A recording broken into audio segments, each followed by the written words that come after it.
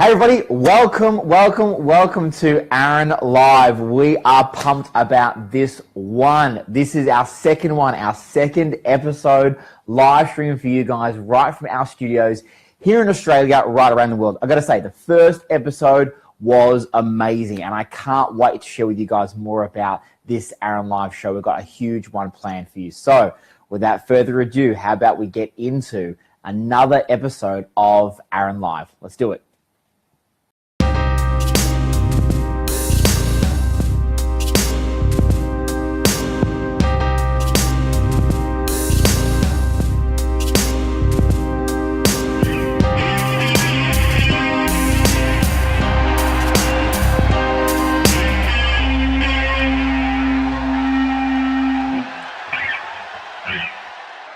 Hey guys, welcome. Aaron Live number two. I'm excited about this one. I'm excited about everything, but I'm pumped about this one because it's the second live that we're doing. So listen, can you hear me? See, this is live, so you guys can tell me if you can hear me or not, right? Can I hear me now? Let me see. Now we can hear you. Yes, we have Aaron back. Aaron is live and you can hear me. There's two different parts of this component. So welcome back, guys. So what I was saying is this is a massive show for us, right? We are going to be covering off everything we can, from what's happening in the business news to my top 10, which is that was one of the biggest things last time, right? People love the top 10, the WTF that I'm talking about as well. Which is what's happening really within the world of business, but and also just to give you guys some updates on what's happening around the world and also right here in Australia as well. So we're going to be having some fun with you guys today here at Aaron Live in the studio. So again, make sure you throw some comments in below, share this, get your friends on board. Let's hang out together for 45 minutes when we crash into this. So Connor, are we ready for the business news? We are ready. We're ready for the business news. Let's get to the business news.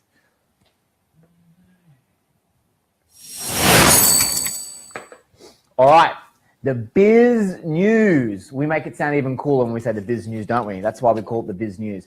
So what's happening in the biz news? So I'm going to talk to you guys about three key things that have been happening so far in the business news. One of those is for our Australian market specifically, there was a big wipe off of the ASX recently, the stock exchange recently, the ASX, of 60 billion in one day and about 90 billion over 2 days. And how that affects small and medium-sized business owners that are watching this right now is actually quite significant. So I want to talk to you a little bit about that. But here's some key points you need to know about for what's happened. 90 billion in 2 days, and every sector on the ASX was affected, right? So when I look at this, one of the sectors that was affected recently by this massive write-down was technology. And a lot of those technology write-downs, we've already seen that within America. We've already seen that with a lot of the stock exchanges around the world, where you've had a lot of tech sectors that have had a big write-down over a period of time. I think that's because people are quick to very highly value a lot of tech companies early on. And then when you get their annual reports out, the quarterly reports, the monthly reports, you start to actually see the reality of some of those numbers. And everyone's trying to invest into these unicorn tech companies as well. So I think that's one of the reasons why we're seeing it. But I'm seeing some pretty interesting things when they look about 2018. And the big question being, is 2018 going to be the year to sell off? Being that you've had a lot of a write down, but then a lot of people are talking about stocks soaring this year as well. So is this the year to get in now and then to sell off? It's been a big part of the news recently, and it's affecting a lot of the big businesses around town. And it does affect small and medium-sized businesses as well, especially those that want to get investors, because they're the ones that are investing in the stocks, are the ones that might be investing into private companies as well. So it's a big part of what's been happening in the news. I would say watch it very closely and see if it keeps affecting a lot of sectors at once and not having individual, like energy sector gets affected or retail sector gets affected. If it starts happening across the board, I think you need to start paying a lot more attention to this. Even if you're sitting there watching this going, Aaron, I don't own stocks, I've got a small business or whatever, you've got to pay attention to the world of economics, because this affects you in business. It affects new markets that are opening up. This affects markets that are going to be downgrading. So if you've got a product or a service that you're trying to pitch into, let's say, one of these larger companies, and they had a market write down of 10%, 5% in the last month, well, then you've got to think about your approach. So it's important you keep abreast of the business news. You're reading things like the Fin Review, which I read every single day, and you're on top of these as well. So the big one that I've seen is definitely going to be that write-off that we've seen in the last couple of days. So not as fun as what we want to see around the stock, but I definitely see that this can affect small and medium-sized business owners. You've got to pay attention to this, especially when you see write-offs across a lot of sectors at once. Pay attention to that. Next, sad news. INGVAR KAMPRAD. Do you know who that is? Do you know who that is, Connor? You might know because we did a preparation before the show. Yeah. INGVAR KAMPRAD is the founder of IKEA, who passed away in Sweden, I think it was, only recently, which obviously made news. He's actually in my book, Think Like. I featured him. He's a notorious recluse, so it was hard to actually find out a lot about him. But when we did, it was great to see really what I learnt from him, which I'm going to speak about later in the show, because here's a spoiler alert. When I do my mental minute, I'm going to teach you about what I learnt from INGVAR, who founded IKEA. But let's talk about his legacy. He passed away recently. He founded IKEA in 1943 when he was 17. The guy was worth billions of dollars. Used to sell matches to the neighbors at the age of 5. And really, here's one interesting fact. Do you know that 1 in 10 Europeans, Connor, 1 in 10 Europeans were conceived on an IKEA bed? Really? So I'm trying to understand what happened. I'm trying to look at his legacy, and which is one of the facts that pop up for me. 1 in 10 have been conceived on an IKEA bed. So there you go. INGVAR, how did he build his empire? What did he do? And what did I learn from him? I'm going to share this with you because in his 91 years on this planet, he's a very smart businessman, and he's got some really good advice, which I'm going to be sharing with you a bit later on as well. But that definitely made the business news. We've lost a legend in the business game who really did very well in a very tough space of retail as well. So INGVAR, if you've read my book, you'll see some stuff about INGVAR in there as well. But definitely have a look at some of his legacies and what we can learn from that as well. But a bit sad, really, for them as well. 76 billion in annual revenue or something ridiculous for those guys. So we lost INGVAR. Number 3, tax reform. Big in business news has been the tax reform recently. So if you're an Australian business, you've seen a lot of the tax reform that's been happening. You've seen a lot of this, a lot of changes has been happening across the board from a 30% tax, changing out, and some of the really key things for the small business tax right now going down to the 27.5%. Simplifying a lot of the different tax concessions as well has been a bit of a change recently. We're seeing the reports. Also, this is something to pay attention to. If you're watching Aaron Live and you've got a business that turns over under $2 million a year, some of the rules and regulations are changing around how you report your business.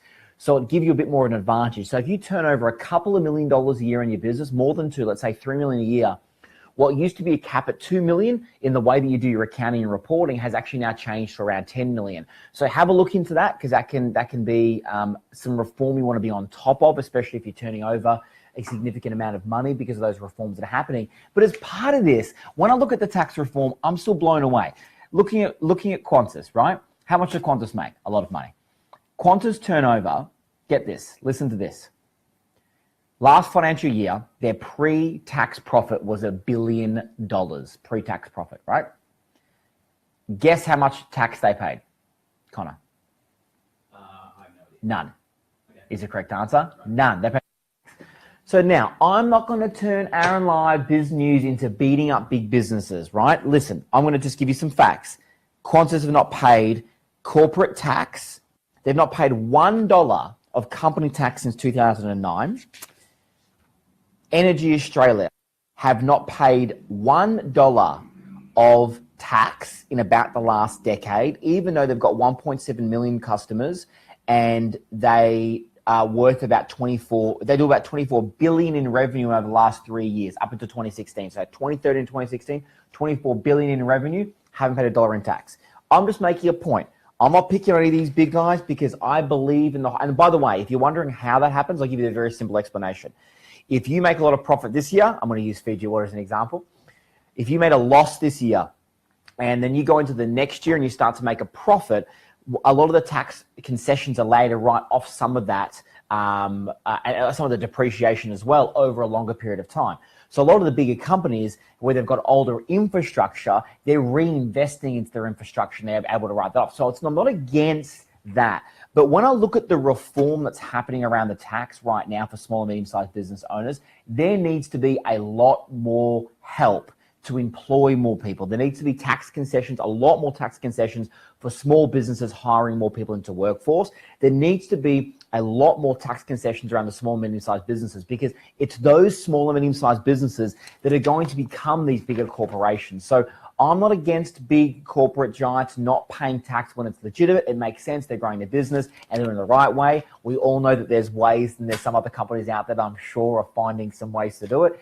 But what I'm a big advocate of is finding ways that we can start to have better tax reform for small and medium-sized business owners, or we're never going to have the large businesses. We're never going to take, we're never going to have the next massive business coming out of Australia if we're not going to help these to start to grow. If you look statistically, Australia is still one of the most expensive countries to start and run a company in. So if you're watching from around the world, some countries have great tax recessions from when you first start. Like Singapore, we do a lot of business there. They've got some great tax-free periods as well. We need to start looking at reform, and I agree with what's happening in the business news. This needs to happen, but they need to go deeper on this as well. We need to see better reform in the tax reform in Australia. Absolutely. That is the biz news. Up next, let's talk about crushing it, hey? What do you reckon? Time for us to crush it, Connor? Time for you to crush it. Time for us to crush it. Time for you. Let's get on to crushing it. So, crushing it. Now, who tuned into last Aaron Live? Let me know.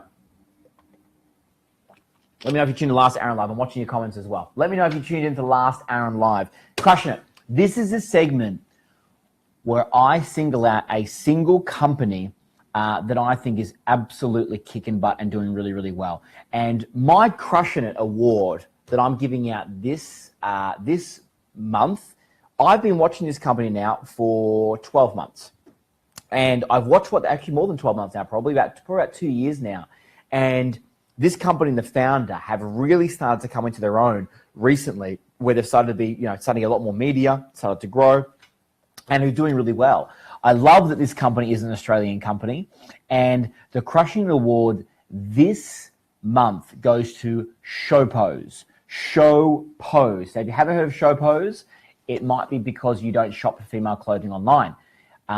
So that's okay. But if you are shopping female clothing online, I'm going to hazard a guess you've probably heard of Showpose, originally called Showpony when they first started. Showpose, an amazing corporation. Jane Lou, who founded it in 2010. Your typical founded it in the basement story. Didn't hire anybody, tried to do everything herself. And she got so busy that she had to get some help. I read a great story about her as well. She was talking about how she had to get her mum to help to send out orders because she's the online fashion retailer. And her mum was writing in broken English. I thought that was a very funny story. And so she's writing thank you cards in broken English, and they had to rewrite them. And she was talking about her whole journey. So if you're not following Showpo or Jane, you've got to follow Jane Lou. I think she's an incredible entrepreneur here in Australia. Does really well with Showpo. Just joined the Rich List as well. And their company has gone from nothing, 2010, to now it turns out about $30 million. And again, why are they my Crushing It award? They're in a tough market. They're in retail. It's one of the toughest markets that are out there. We've got a retail brand that we have that we invested into my venture capital firm, and we do suiting, right? The Sansoni collection. And it's a tougher market. You've got to find what your niche may be. And they dominated through understanding social media. So our Crushing It award definitely goes to Showpo and what they've done. So here's some stats. 1 million followers now. They've got over 1 million followers now on Facebook. 1.3 million followers on Instagram. Over 50,000 subscribers on YouTube. I love Jane, because she's a breath of fresh air as an entrepreneur, and Shopo have done really well. So check these guys out. They have grown to unbelievable amounts. They've gone from 4 staff members to 40 now. They've had some ups and downs. Check out their story. They've had to go through some real transition as a business now. And what they've done in only an 8-year period, I think you can learn a lot from, not just if you're in retail, but in the whole space of what these guys have done. And I love that the founder, Jane, has created her own personal brand and is growing a personal brand as well. So Show Pose, check them out. And Jane Lou and Shopo, you get my Crushing It award. That's what you get. You get my Crushing It award. We're going to get we need some sort of crush device that I put their logo in here and I crush it. Can we do that next time? Like a Crushing It device. Love it. That gets my Crushing It award. What do you guys reckon, huh? Good. Excellent. All right. Next up, you guys loving it so far? Please put your comments in. Let me know if that makes sense to you. I know some of you guys are hearing us. Sound is back, jumping in and out. Don't worry, we'll make sure you get sound when you guys can hear us as well. So good. Next chat for us is talking about the Mentor Minute. But before we do, why don't you find out what I get to do when I'm not behind the desk, when I'm traveling the country. Check out what we get to do when we get around Australia and around the world, helping people live in audiences all around the world. So check this out.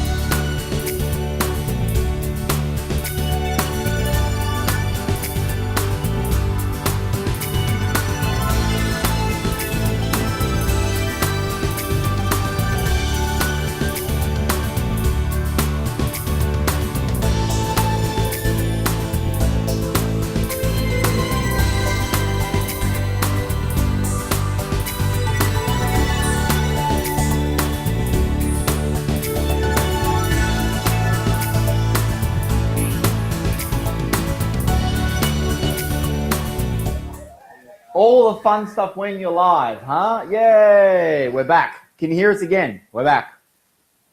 See?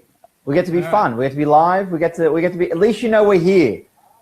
At least you know we're here, right?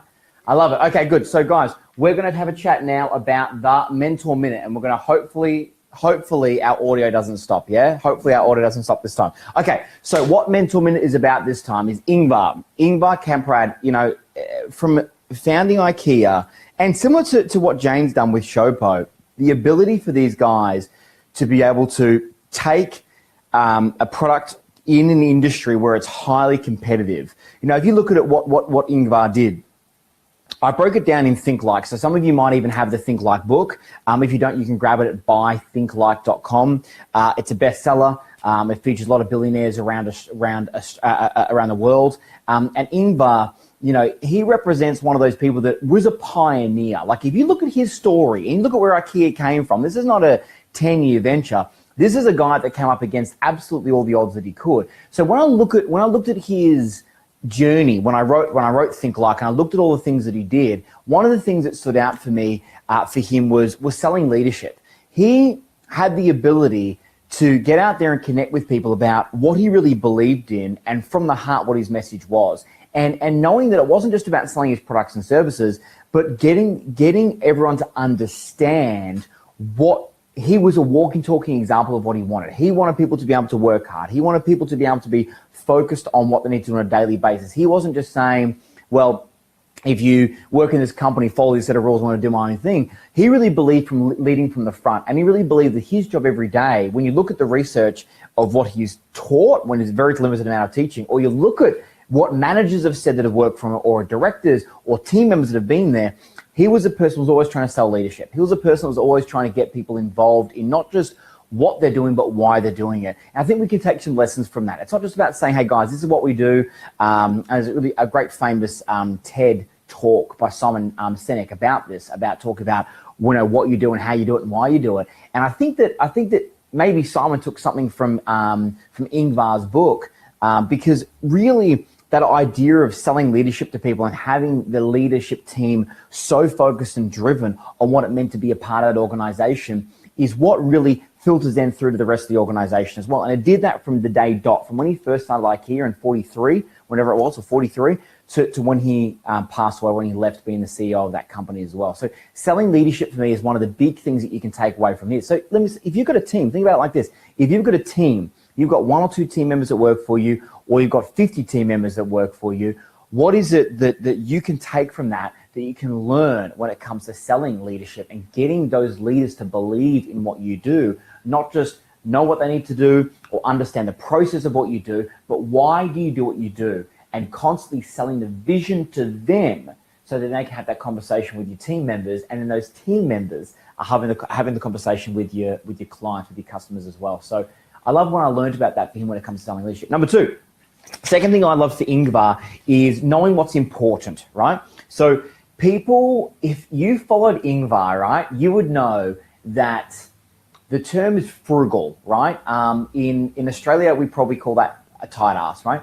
But people called him this all the time. He got every name under the sun. But this guy was super, super frugal. He was making sure that people are writing on 2 sides of the piece of paper, right? He was making sure that people weren't wasting staples. This guy, from day dot on Sun IKEA to when he passed away, he was so focused on IKEA being a profit center and drowning down all the costs where he could, because that's what they wanted to do. They wanted to offer this value product. So I love that he was obviously focused on the money, but I love that he was focused on the reduction of costs, and he was seen as being frugal. I think up until the point, I think it was, I can't remember the year, but from reading, I think he drove, actually he did buy a Porsche in the later years of his life, which some say were because he was making up for his lost youth, because he worked so hard for IKEA and building the dream. But he drove like a 93 old Volvo until he bought, till he bought a Porsche. He used to travel very basically, stay very basically, and he used to, very basic, simple life. He was known for being a super frugal guy, and he knew what was important for him. The numbers were important for him to make sure that he wasn't, wasn't overspending. And maybe that's something you can learn for your company. Maybe there's certain things where you're overspending, and you can rein the spending back, put it into somewhere else, or maybe focus on the profit if that's important to you as well, which as a business owner, you have to make sure that you're making profit in the business, or you can't grow the business, you can't pay yourself, you can't expand to other markets. It's tougher when you don't have the sales rolling in and freedom rolling out. So he was known for being frugal. Maybe you can learn from that. Maybe you need to be a bit more frugal. But hey, he was known for being a really amazing businessman. But one of the things that they always talked about, and the profits, it's a very profitable company. And a lot of that reason was because from the top down, he would make people justify absolutely every expense. Could you imagine if it made you justify a staple, right? Connor, that's it. From now on, I'm going to ask you to justify every staple that you make in a piece of paper, right? If I had to justify everything I bought for this company, I would have been fired a long time ago. He would be fired a long time ago, he says. So I need to look at that. Apparently, Connor spends way too much, right? Not on audio equipment, but he spends a lot on everything else as well. Okay, good. Next, number 2. Number 3, are you a believer? What I loved about this, right, and I looked at a lot of this when I wrote the book, is that IKEA was actually really big post-World War II, because this is in 43. Everybody else said you can't sell something that they can't physically see and touch. Now, when he first started, he focused on the model of shipping out products, as you know, because everyone has put together something from IKEA, right? So he focused on products furniture they could actually put together, and he was selling this before anybody else had done that. No one else was doing this whole order something and it's going to turn up flat pack and you've got to put it together yourself. So everyone was being a naysayer. So for the first part of it, his first orders were super cheap furniture, but you had to put it together yourself. Then they started the concept of having a physical store which you go into, touch and feel and see it, then say, I want that one, and then I want to be able to go and order that and then get it sent to my home. And he was a big believer in what he did, even with all the naysayers. Even everyone said, they said, you can't have a company with so many products and name them. You have to have catalog numbers. He said, I'm going to name everything. And to this day, everything from IKEA has a name. Not that we can pronounce it, because I'm pretty sure it's Swedish, but there's still, everything has a name, right? So he did that. Everyone said, you can't. He said, I want to give some kind of soul and life to the things that we sell, not just category A, 1, 2, 3, 4. I want to give it some sort of name. So he's a big believer, even with all the naysayers around him as well. And especially after World War II, when he was launching the business, he said, I'm going to believe in this. Here's how I'm going to approach it. And I'm going to look at disrupting the industry, right? We think that we're new because of Uber disrupting and technology disrupting. INGVAR was disrupting the industry in 1943 when it came to furniture. So if disruption can grow a $50, $60 billion company, then what can we take from that from INGVAR as well, which I love that. I thought it was an amazing point as well. Next, too many eggs in one basket. So what I mean by that is when you look at the research on what INGVAR did, they did what a lot of companies do. They tried to do everything, right? So they weren't just doing furniture to begin with. They started with furniture. Then what did they do? They said, okay, right, you need furniture. What else do you need if you're going to have furniture for your house? You need coffee tables. You're going to need interior design. You're going to need from that. What else are you going to need? You're going to need pots and pans. They expanded to absolutely everything. They even made their own televisions from scratch, which was one of their worst disasters. They manufactured and sold their own televisions. They tried to do everything they could, right? They got into food selling, everything that they could, because they said, well, this is our market. Let's try everything. And so what they found was when they did that is when they lost their way. They weren't inch wide and mile deep. They kind of lost their way. And so what they did was they had too many things going on.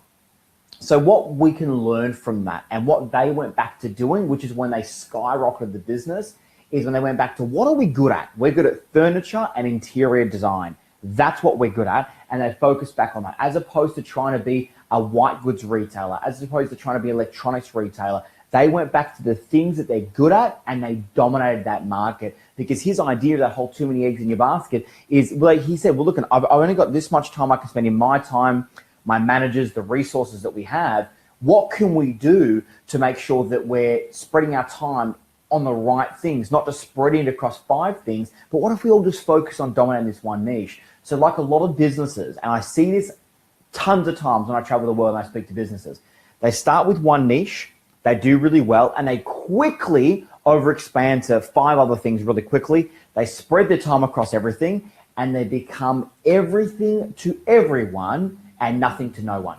And I see it constantly, time and time again. So if you can take any from there, there's nothing wrong with expanding.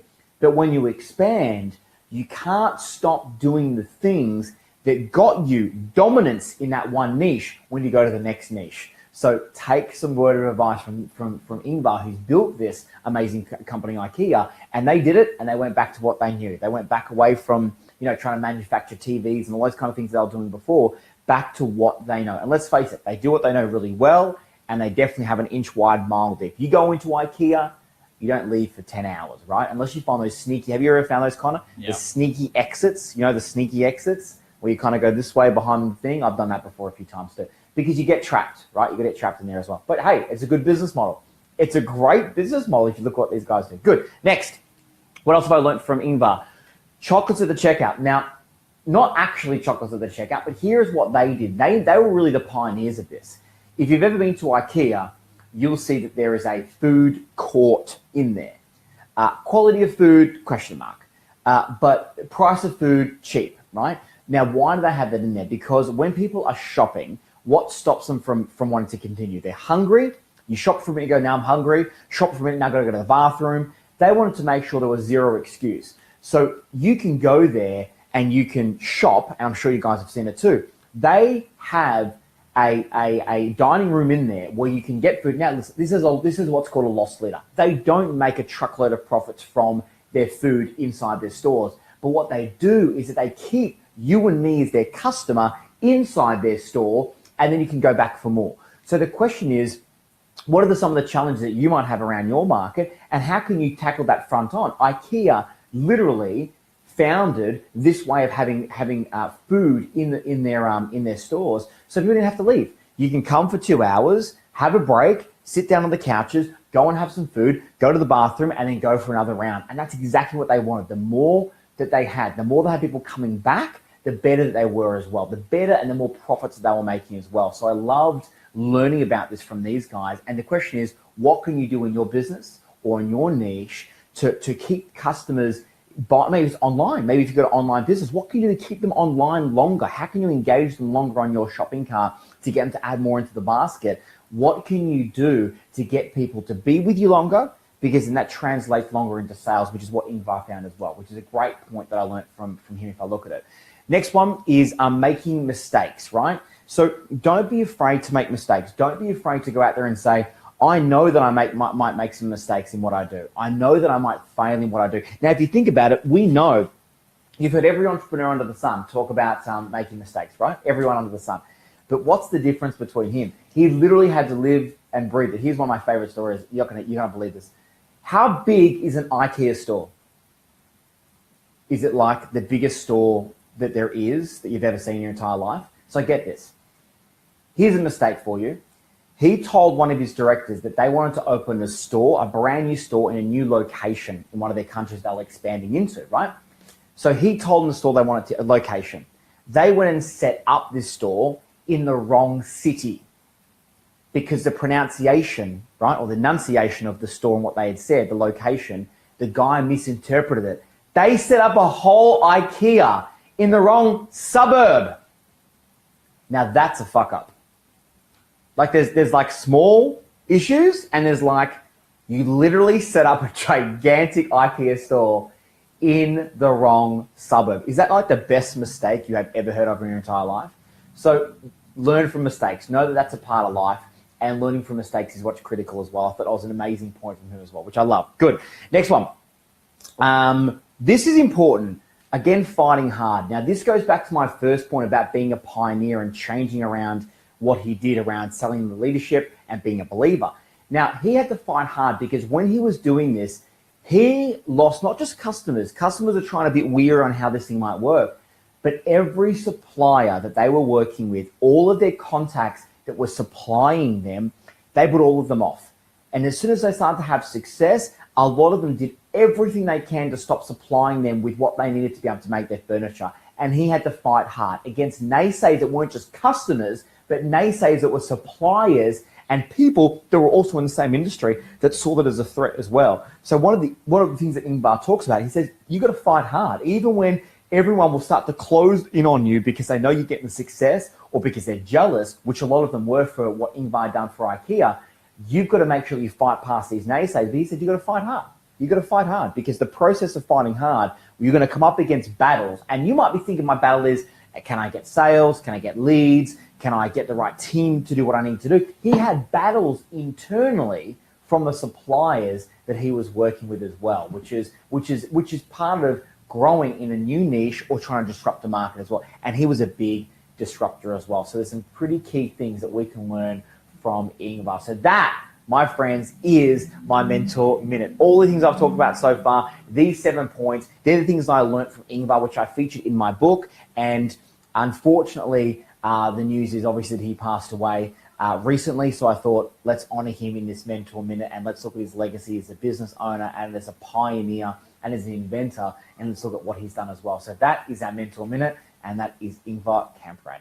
Welcome back to Aaron Live. Here we are. We're back in the studio, and we're getting there. We have got a great show prepared for you guys so far. I really enjoyed the mentor minute. I hope you guys did as well. By the way, at the end of the show, we're going to be doing Aaron's advice.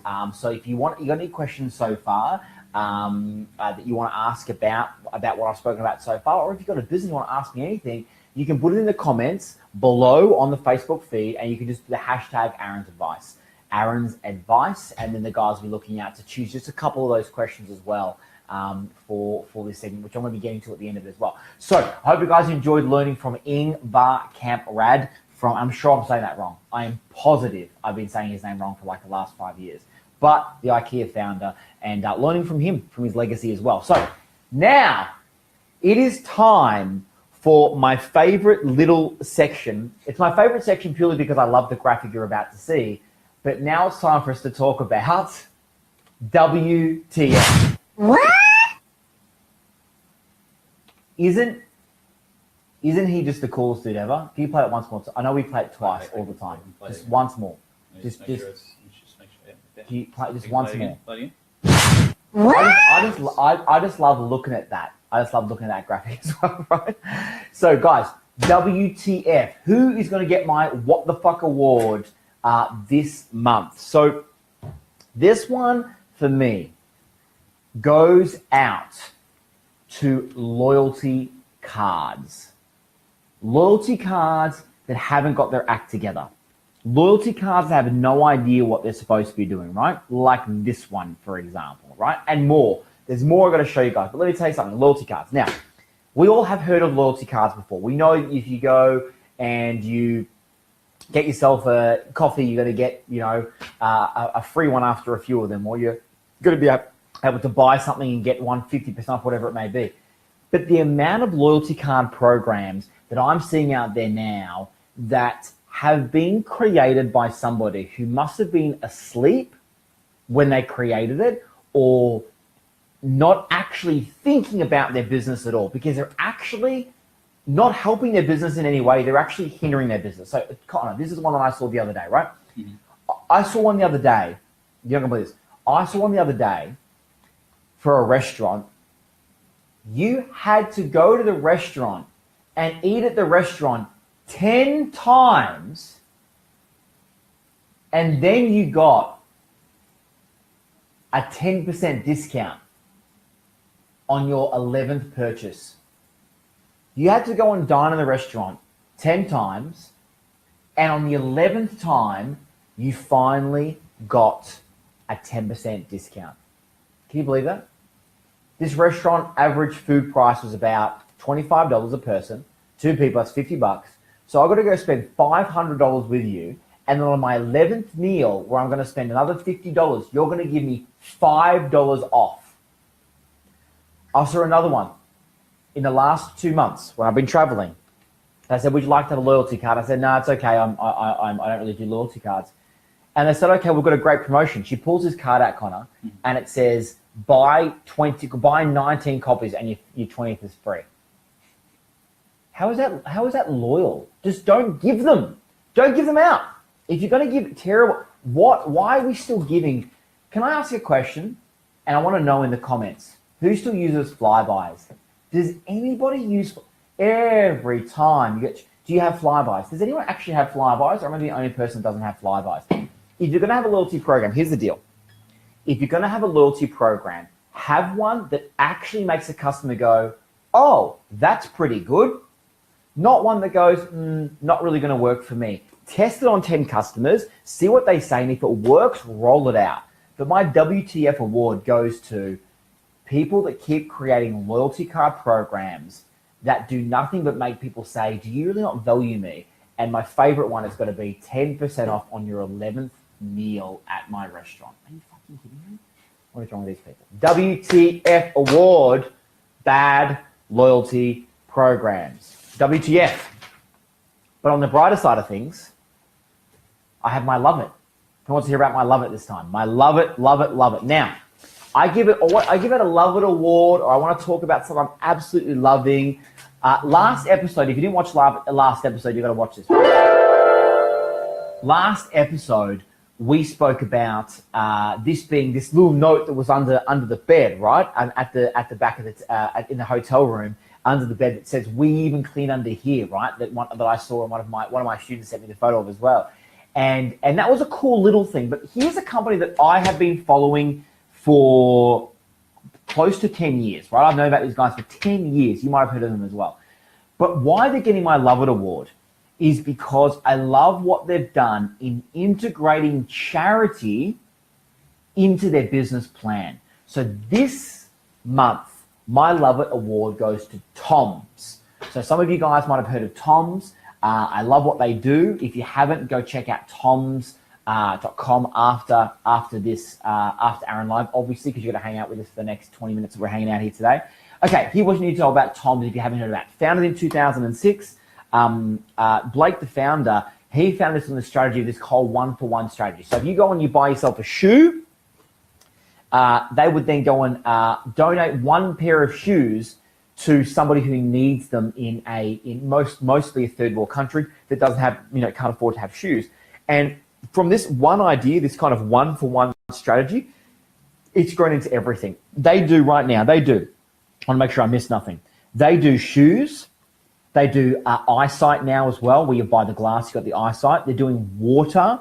They're doing safe birthing. They're doing bully prevention. They're doing a whole bunch of things. All this whole one-for-one strategy now. Now get this, right? This company's only been around for 12 years. Tom's only been around for 12 years. In 12 years, name me a company that's done this good in their particular space. In 12 years, Tom's has given away 60 million pairs of shoes. 60 million pairs of shoes in the last 12 years for their one-for-one strategy. They've over 2 million children have been protected. There's this hookworm medication that they have through one of their partners, and they're now worth over $635 million. So I tell you why they're getting my Love It Award. They're getting my Love It Award because there's many people that do charity as a side thought in their organization, in their business. What I love about what these guys have done is that these guys have taken the idea of charity work, but they've integrated into their business so much so that people want to buy the shoes. They want to buy the products and services that these have because of the good that they're doing. It's not just a slogan of what they're doing. It's integrated into how they do this. And I love that. I love seeing that as well now. So they're definitely going to get, and they get my Love It Award because these guys have done so well. So if you haven't checked them out, check out Tom's. I love what they've done. And it wasn't just like this was a second afterthought to what these guys do. This is part of their business model. This is integrated from day one. Tom's actually stands for tomorrow, if you don't know that. It was from the word tomorrow, about eradicating poverty and helping people tomorrow, and about what they do today to help tomorrow, and then it became Tom's. So a little bit of a tidbit there. And what I love about that is that they've integrated this part. It is such a part of their business. It's not an afterthought. It is at the forefront of their transaction in their businesses, and it's carried right throughout their organizations as well. And I think that's an amazing thing that these guys do. So they definitely get my my love it. So well done. Go and back these guys. Go and follow these guys. Go and buy some shoes. Tom's, and I am loving it. Do you have any Tom's, Connor? Get some Tom's. I'll get some Tom's. I've never seen you wear loafers. That's probably half the problem. I've only seen you wear runners. So yeah, runners or boots. I'm gonna have to get some loafers. They're loafers mainly, right? Get some loafers. Go do it, right? Good. In the comments, let us know if you've got any questions. I know that we've had some sound issues coming in and out, but that's cool. That's part about being live, being here and having fun, right? Isn't that good? But we'll get there. So for you guys now, we get to this was fun last time. Wasn't it fun? Mm-hmm. It's time for my top 10. Aaron's top 10. Okay. So top 10. So my top 10 list this time, right? My top 10 list this time. For me, I was thinking about all this. I'm like, what can we do for our top 10? How can we do these top 10 things? I thought, wouldn't it be cool to do top 10 kind of weird kind of business things you don't know, like weird business knowledge. You know what I mean? Like things that you just didn't know, but you kind of go, what? Really? So here's my top 10 weird business facts. Do you want number 10? Here goes to number 10. Number 10, Google. Have you ever used Google before? Yeah, of course you have. Google was originally called, this is odd, but Google was originally called Backrub. I don't understand why. Google, for the first 12 months of its life, was called Backrub. I don't understand why it was called Backrub, nor the relevance to what it actually did, but Serge and Larry, who I also featured in my book, they called it Backrub. So there you go. Did you know that? Tell me if you didn't know that. I didn't know that until like a month ago when I found out about this. I'm like, they were called Backrub? There you go, number 10. Number 9, if Bill Gates were a country, he'd be the 37th richest country on Earth. Do you know that? 37th richest country on Earth. fun, weird, interesting business fact. Number 8. This is interesting. Facebook is primarily blue, and you think this, which we're streaming on right now. The reason why this is blue is because Mark Zuckerberg actually he suffers from red-green blindness. So when they were testing our colors, he said, we can't do the other ones. I'm red-green blind, so it's got to be blue. So there you go.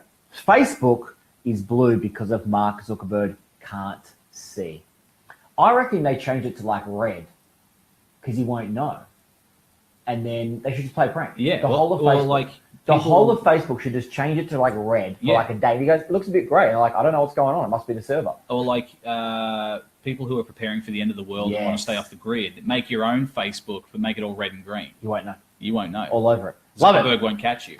Number 7.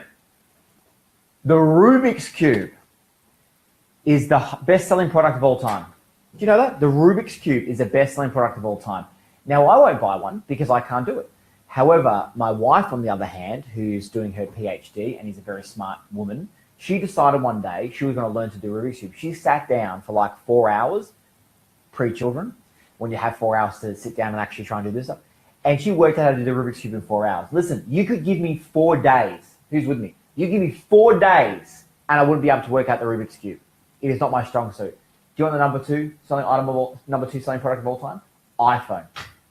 I kind of got that one. iPhone. The number 1 biggest selling product of all time is the Rubik's Cube, which I still can't solve, but it sells. Good. I almost feel bad for Apple. That's kind of humiliating. You're never going to beat them. You're never going to beat them, right? Rubik's Cube. Number 6. This is interesting for you social media, especially Instagrammers out there. Write this down.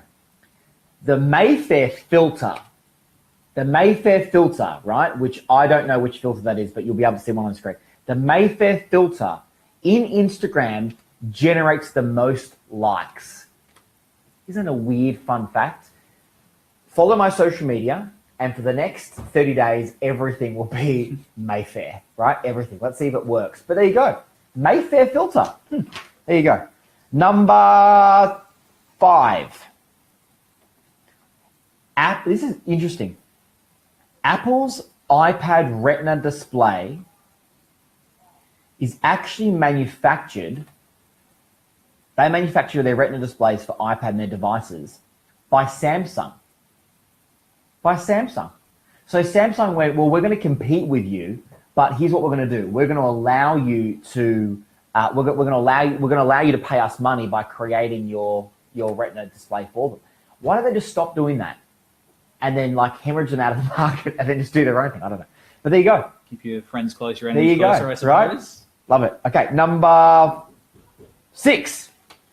Or the other way around. Number 4. Walmart. Now, people from Australia, you might not have heard of Walmart. Well, yeah, you probably have. But if you've been to a Walmart, can you let me know?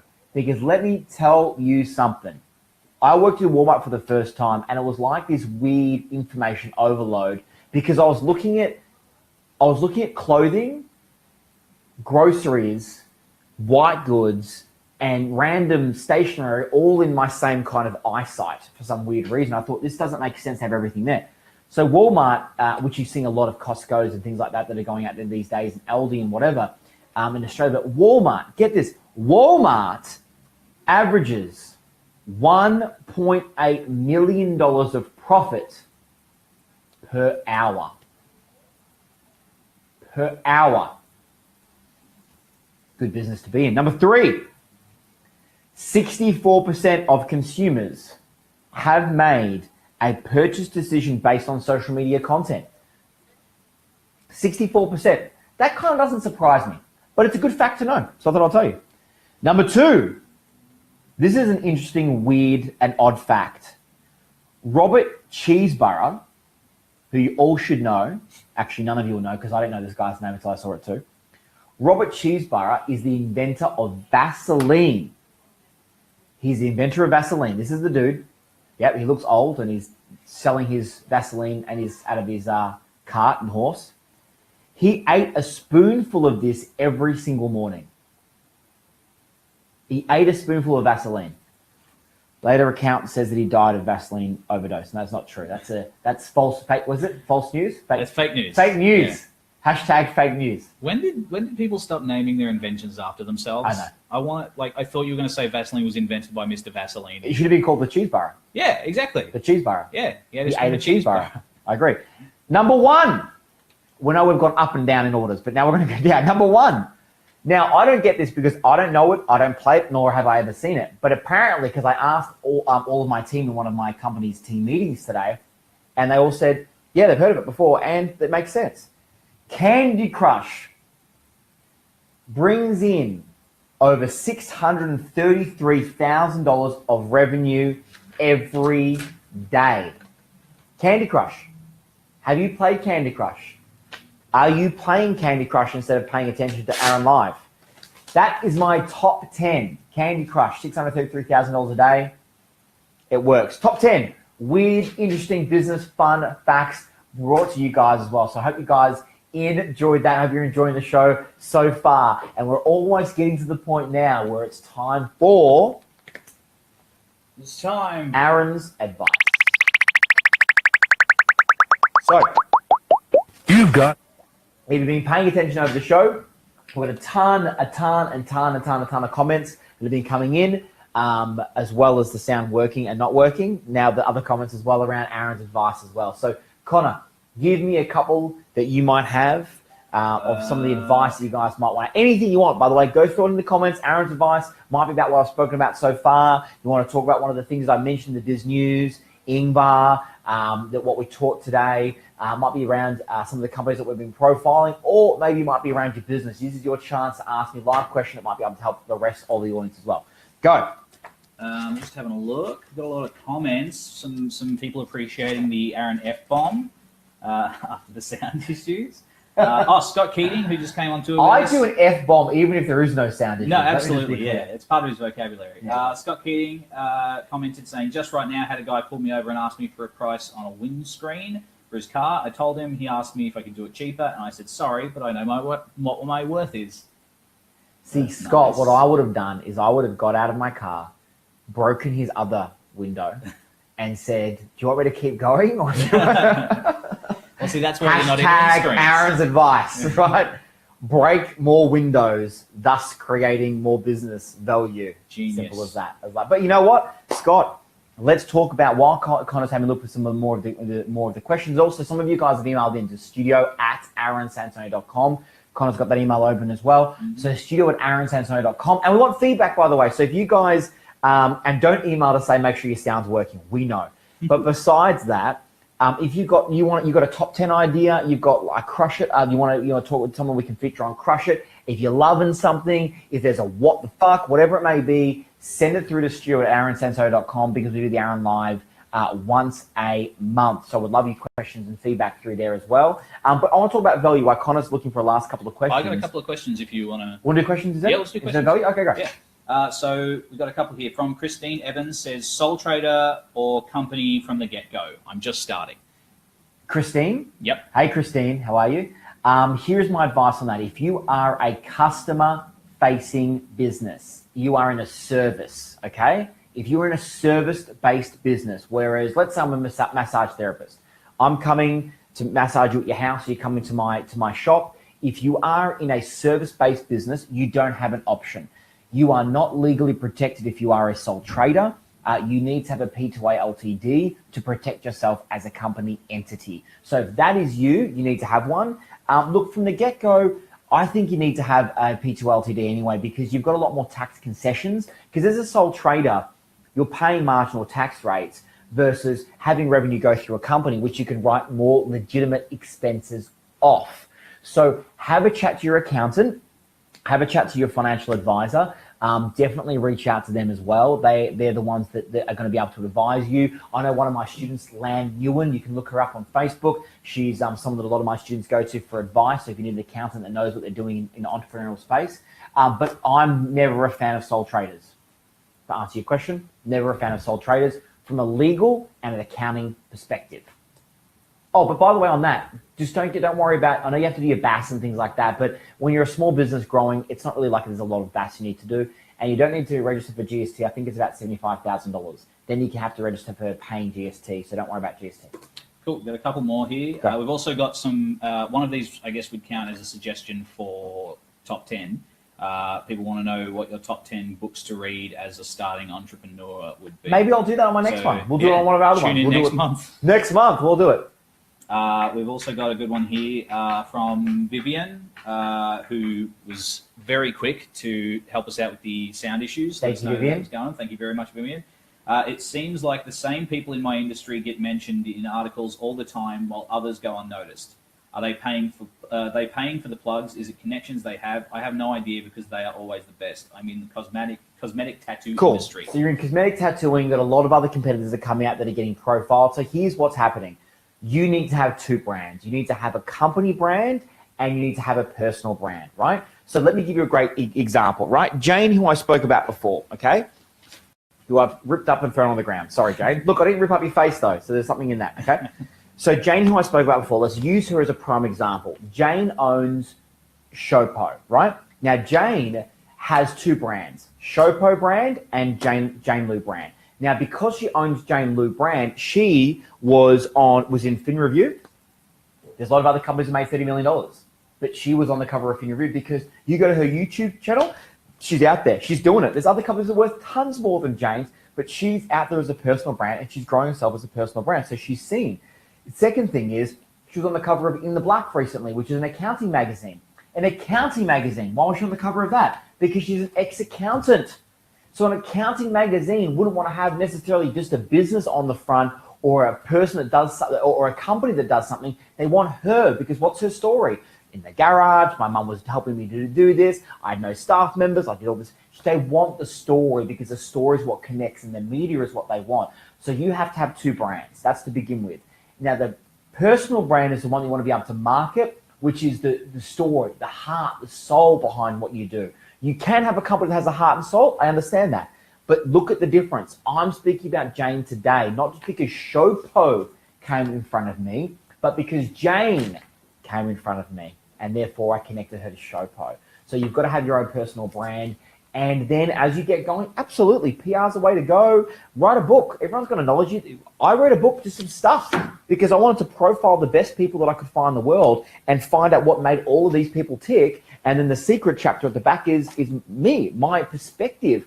Like one of my things on here, which everyone goes, really? I talk about naivety, how naivety works for me, my perspective. So I've created a brand. You can have a brand, but you've got to have that personal brand. That's when it makes you stand out between other people as well. Good question. Next. All right. Let's have a look. So we've got one more from Scott. Says, if you lost everything financially, like right now, what is the first thing you would do to build it back up?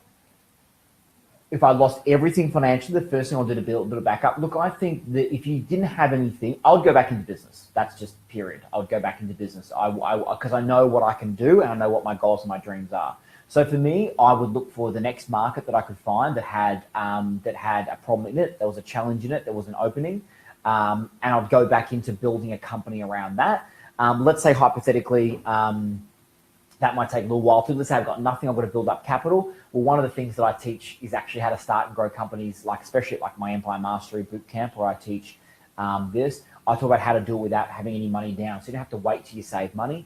But if I was to start again, I'd find another niche, another market where I felt that I could add a lot of value. I'd create something for that market, and I'd go back to my original skill and the most important skill of entrepreneurs to begin with, which is learning how to sell. And that's the thing that's going to get you out of any trouble. So that's just like a fun challenge. Not that I want to lose everything, but that'll be a fun challenge, wouldn't it? To be able to go out there and do it again. So get into business. I would go and find a market that I knew I could get into quickly. I would have a look at the ways I can get into markets without having to put a lot of expense down. I'd create my minimum viable product, my easiest, quickest things to get into the market, and I'll lean on my marketing, branding, and selling skills to be able to build myself up again and do what I've done for every other company that I start. Because one of the things that are key for me is that when I start a new company, I don't just say, well, here's $1 million for you, new company to start, and then you can pay me back later. there is an investment budget, a seed capital that goes into it, but that business needs to start paying for itself. It can't just keep borrowing from the umbrella corporation to keep it running. So we can run those new companies very lean sometimes to build them. So I would be excited to be able to do that, because that's what I get to do on a daily basis, is grow and build new companies. So I hope that answers your question too. Yep. Cool. We've got, I guess, one last question here from Ainsley. Says, I think this was in response to the first question about sole traders and stuff. What's your take on trust setups then? Look, I'm not an accountant, so I will preface my advice with not being advice, first of all, but I'll give you my opinion, yeah? My opinion is that you need to start thinking about protection of wealth and personal assets at an early stage of, not too early, but an early-ish stage of business. I didn't till a lot later, and then I had to go through the process of untangling all of that later on. I believe in trusts. I believe in companies around protection and liabilities, but it depends on your financial circumstances. And you know, if you're on your brand new journey, you don't really have any assets to your name, then a trust doesn't matter. But if you're starting a new business and you've got 10 houses to your name, then you start to not just trust but structure. Like if you're in a partnership, as in like a couple that are living together, partners. Well, who owns the house? Whose name is in the house? Who owns the car? Who has the assets? So again, I'd probably have a chat with your accountant and your financial advisor on that. For me, if you've got assets, A, or if you're in public eye in terms of your liability, B, then in those two circumstances, you've got to start thinking about trusts and all those kind of things to make sure you're protecting your assets. And also there's tax reductions and things you can get as part of it too. But you know what? It depends on your financial circumstances. It depends on your individual business circumstances. I will tell you this, get good accountants, get good lawyers and good people on your side so that you can get good advice. Because one of the things that I didn't do early on, I didn't get great financial advice early on, and then I had to untangle that all later on, like I mentioned a second ago. So I would say definitely get the best advice you can for your own current circumstances. But for me, having trusts and companies and all that kind of stuff, it's a big tick of approval for me. I think you need to do that for sure. Other questions? No, that's it. That's a lot it. of people saying thanks for your time. You're more than welcome. Jackie's stoked about last week getting up on stage with you and stuff. You're welcome, Jackie. Yeah, you got to get in front of 500 odd people in Melbourne, which is awesome. So guys, thanks for joining us for the Aaron Live show. It's live, it's raw, and we're here to help and serve you guys. So I hope you guys have, even though there was a couple of technical difficulties, these things happen. I hope you guys took a lot from today. Now the biggest thing for you guys is, what do I take from the business news? What do I take from crushing it? What do I take from the WTF, and how can I look at that in my business? What can I take from the top 10 bits, if there's anything you take from the top 10 bits other than buy Rubik's Cube? What can I take from the Aaron's advice section? What can I take from what I learned from INGVAR?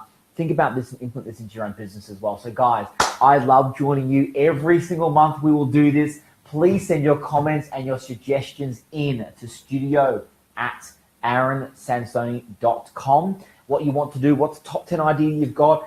WTF, if you see something in WTF, I want you to grab your phone, I want you to take a photo and go, here you go guys, WTF, this is going to be in there. So make sure you guys are tuning in next month for Aaron Live. We're going to be doing this thing again for about an hour, hanging out together, having a big show for you guys as well, right here, live streaming on Facebook as well. So awesome that you guys are hanging out, and thank you for being here. I'm going to leave you with the same thing I always say: make sure whatever you do in life, that you live by design and not by default. Go and have a kick-ass day. See you guys soon.